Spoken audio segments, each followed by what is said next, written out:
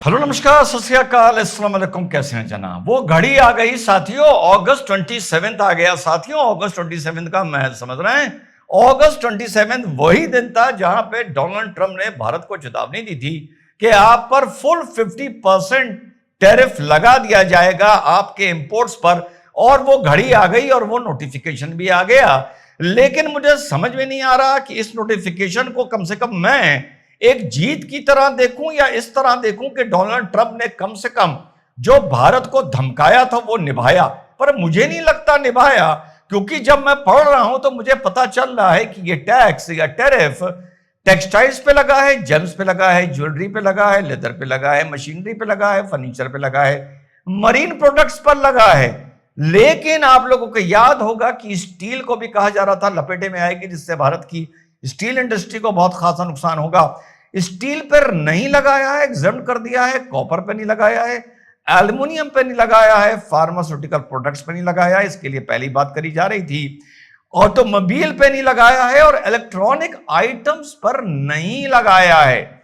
मुझे समझ में नहीं आ रहा कि इतने बड़े एग्जेम्पशन जो डोनाल्ड ट्रंप की गवर्नमेंट ने किए हैं वो अभी तक चर्चा का विषय क्यों नहीं बन रहे हैं।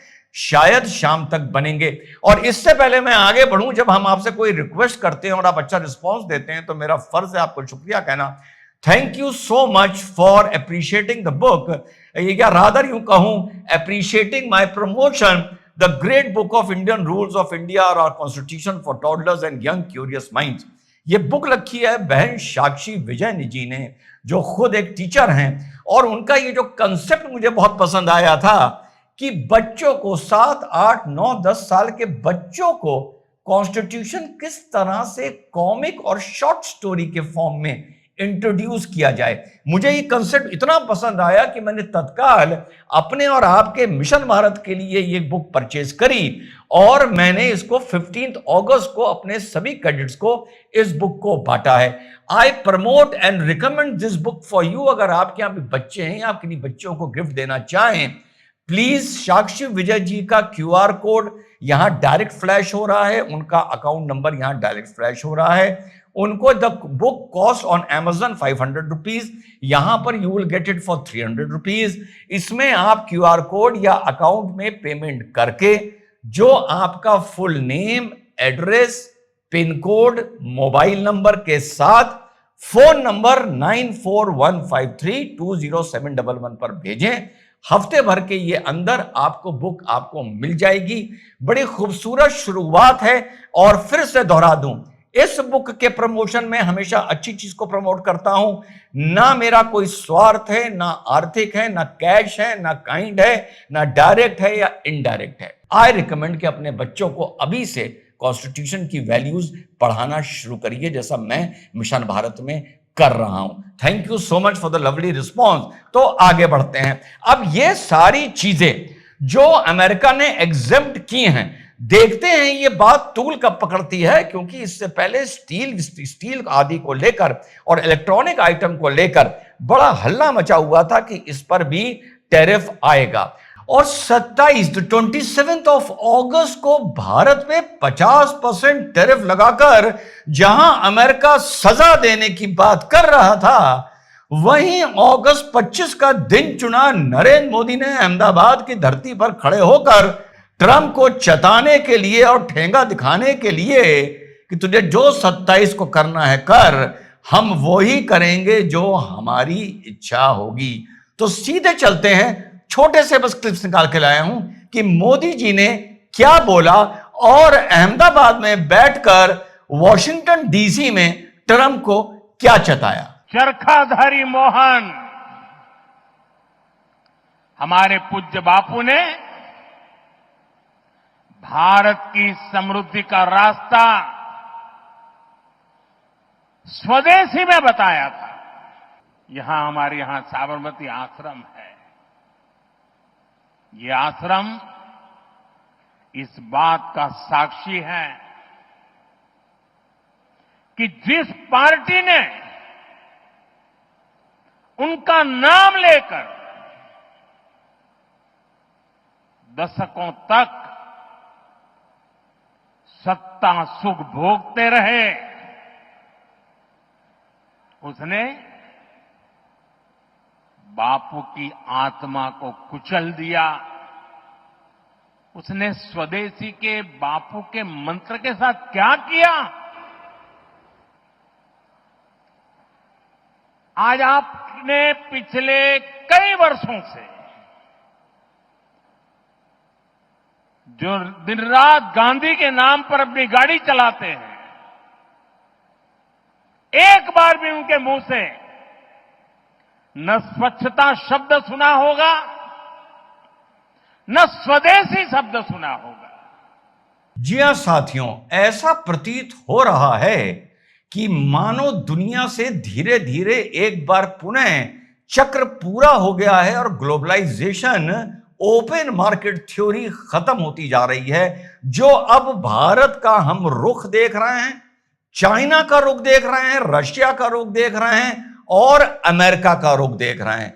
अब वापस पहले सन 90 में आया था कि आप अपने मार्केट्स को ओपन कर दीजिए, आपको जो देना है जिसको दीजिए और जिससे लेना है आपको लीजिए। लेकिन अब यह नजर आ रहा है कि चाहे जॉब अपॉर्चुनिटीज हो, चाहे अपने देश की आत्मनिर्भरता हो, अमेरिका हो या भारत या चीन या कोई भी मुल्क, वापस अब एक क्लोज्ड इकोनॉमी की तरफ शायद बढ़ते हुए नजर आ रहे हैं। आगे चलिए। लेकिन आज भारत ने आत्मनिर्भरता को विकसित भारत के निर्माण का आधार बना दिया है। अपने किसानों, अपने मछुआरों, अपने पशुपालकों, अपने उद्यमियों के दम पर भारत तेजी से विकास के रास्ते पर चल रहा है। आत्मनिर्भरता के रास्ते पर आगे बढ़ रहा है। जी हां साथियों, जिस तरीके से अलग अलग देश अमेरिका की इस टैरिफ एंड ट्रेड वॉर से लड़ने के लिए तैयारियां कर रहे हैं, उसी तरह भारत जो अब रास्ता चुनता नजर आ रहा है वो आत्मनिर्भरता का, सेल्फ मैन्युफैक्चरिंग का, सेल्फ रिलायंस का चुनता नजर आ रहा है।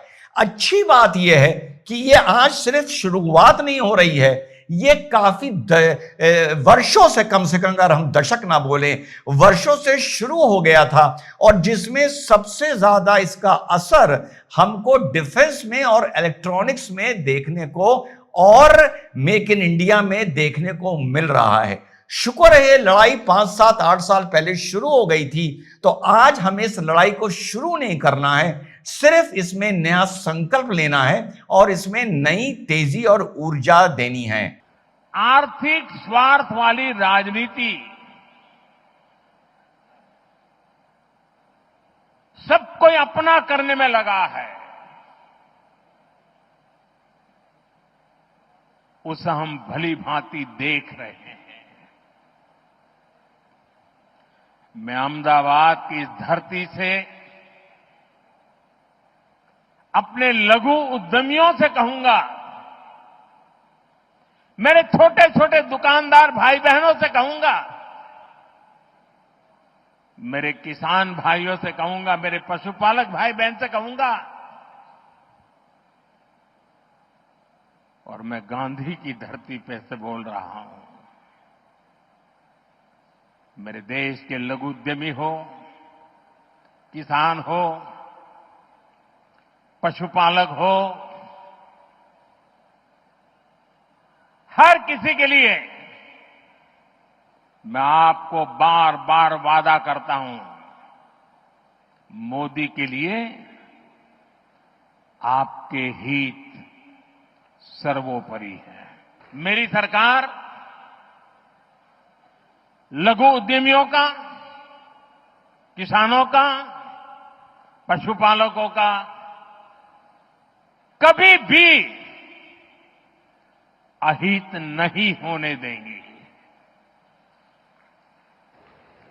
दबाव कितना ही क्यों ना आए, हम झेलने की अपनी ताकत बढ़ाते जाए। जी हां साथियों, दबाव जितना भी आए हम झेलने की अपनी ताकत बढ़ाते जाएंगे। और जो 15 अगस्त को लाल किले से नरेंद्र मोदी जी ने भाषण दिया था, वही बात इन्होंने अहमदाबाद में फिर दोहराई है। समय बड़ा महत्वपूर्ण है और हमारे ऊपर टेरिफ 50% लगने जा रहा था 27 अगस्त को। तो डोनाल्ड ट्रंप को बता दिया होगा एक बार पुनः कि मोदी जी ने अब ये फाइनली बोल दिया है। और साथ साथ जो मोदी जी बार बार किसान, पशुपालक साथी, मछली पालक आदि जितना भी बात बोल रहे हैं, जो आरोप नरेंद्र मोदी जी पर आज से 3 साल पहले लगभग लगा था, उस आरोप के जो दाग लगे थे या नरेटिव सेट करके लगवाए गए थे, लगाने की कोशिश की गई थी, उसे अब पूर्णता धोने का मौका भी आया है